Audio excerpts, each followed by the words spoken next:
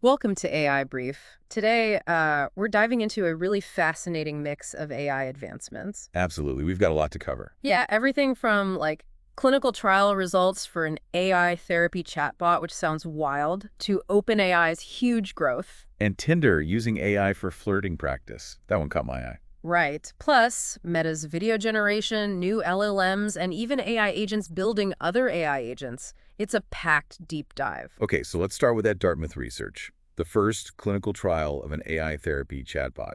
What's the headline? Well, the headline is pretty big. They're saying this AI provided treatment basically on par with gold standard cognitive therapy. Wow, okay. That's a strong claim. Tell me about this chatbot, Therabot, and the trial itself. So Therabot was trained on, established evidence-based practices, and importantly, they had safety protocols, professional oversight, that kind of thing. Good, that's crucial. And the trial setup. It was an 8-week trial. Users interacted quite a bit, averaging about 6 hours total. And the results, well, they're pretty striking. Let's hear them. Okay, so they saw a 51% reduction in depression symptoms, 51%, and a 31% decrease in anxiety symptoms. Those are significant numbers. Yeah. Really significant. What about the human side? Did people actually connect with it, trust it? Yeah, that's a really key part. Users reported high levels of trust. They apparently formed what they called meaningful bonds with Therabot. Meaningful bonds with a chatbot. It sounds strange, but they felt comfortable engaged with it often, even without being prompted. The implications there for, mental health access and maybe reducing stigma, that seems huge. Definitely. It's not just can AI help, but it's showing early signs of being potentially as effective as a human therapist in some ways. Could really change things. A potential game changer for accessibility. Okay, let's switch gears then. OpenAI. Their growth trajectory is just relentless. It really is. ChatGPT has now hit 20 million paid subscribers. 20 million. Yeah. And the revenue that translates to... The estimate is a $5 billion annual revenue run rate. It's staggering. And that growth is accelerating, right? Yeah, their monthly revenue jumped 30% in just 3 months, hitting around $415 million, mostly from those premium subs. But it's not just paying users.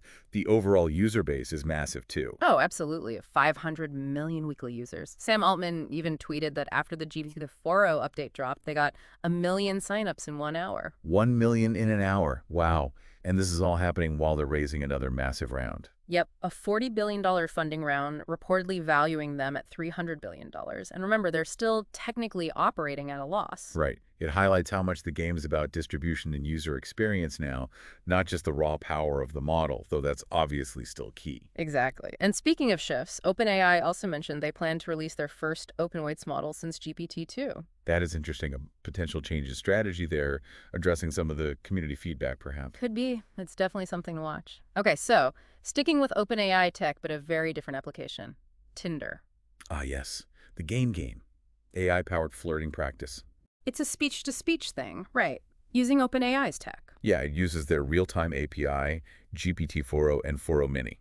Basically, you talk to these virtual personas in different scenarios. And the AI gives you feedback on your flirting skills? Pretty much. You speak your response, and it reacts in real time, giving feedback on, charm and conversational skills. Huh. Is there a limit? Can you just practice flirting all day? Hey, no. They limited it to 5 sessions a day. They want people to actually go out and connect in the real world, presumably. Makes sense. Still a pretty novel use of AI for practicing social interaction. Definitely innovative. Okay, moving to the visual side of AI. Meta's got a new experiment, Mocha. Yeah, Mocha. It's about generating talking characters, but with really lifelike movement. Facial expressions, hand gestures, the whole package. So combining video and audio synthesis, that's still pretty cutting edge. Exactly. It suggests we might be moving towards much more believable digital avatars, Interesting. Okay, let's talk LLMs. Sounds like April's heating up. Seems like it. There's a strong rumor Alibaba is about to drop its next big model, Qwen 3. Right. Their recent Qwen 2.5 was already decent, could run on phones. So Qwen 3 is expected to be a bigger leap. Yeah, the expectation is a significant performance boost, potentially rivaling models like DeepSeek's R1 or even OpenAI's O3. And DeepSeek's R2 is also anticipated soon, right? It's getting crowded. Very competitive space. Always something new popping up. Now, probably the most sort of sci-fi concept we're touching on today, AI agents building other AI agents. Emergence, the startup with $200 million in funding. What exactly is their platform doing? So they call it an agentic platform. The core idea is you can generate new AI agents just from text prompts. So instead of coding an AI, you just describe it. Essentially, yeah. You describe the task, and the platform spins up the agent or agents needed. And these agents, Yeah. what can they actually do? According to Emergence, they can set their own goals, simulate tasks, evaluate themselves and other agents, learn from failures, and evolve. Okay, that sounds incredibly advanced. Self-improving agents. And get this.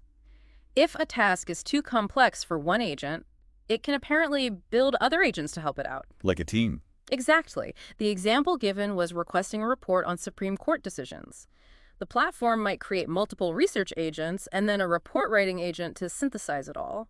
That's a glimpse into a very different way of working. Yeah, AI swarms managing complex tasks. precisely. It's still limited access, but the team has backgrounds from IBM Research, Google Brain, Meta, serious players.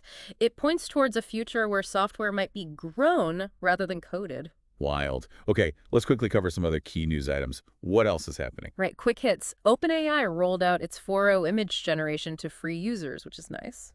Any major personnel moves? Yeah, Meta's VP of AI research, Joel Pineau, has departed. Also, Sam Altman mentioned OpenAI is facing GPU shortages, which could mean delays. The GPU crunch continues.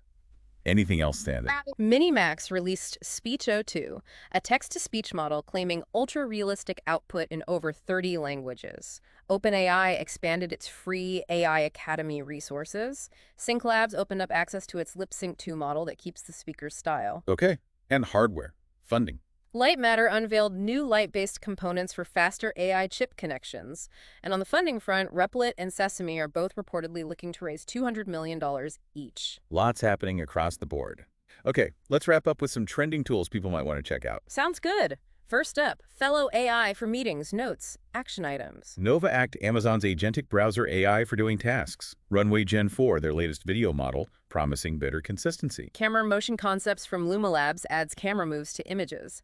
DeFi is a platform for building Gen AI apps more sustainably. WUI AI turns long videos into short viral clips. Nuvi.dev lets you generate AI agents from product specs, no code needed. Hotpot is an AI for images, graphics, and writing. And finally, Speechify for high-quality AI voiceovers. Quite a list. A lot of tools making AI more accessible. Definitely. Well, that brings us to the end of this AI brief deep dive. Hopefully, this overview gave everyone some good insights into just how fast things are moving. It's always a whirlwind. It is. To stay up to date and keep exploring AI, make sure to follow AI Brief. And please share this deep dive with anyone else you think might find it interesting.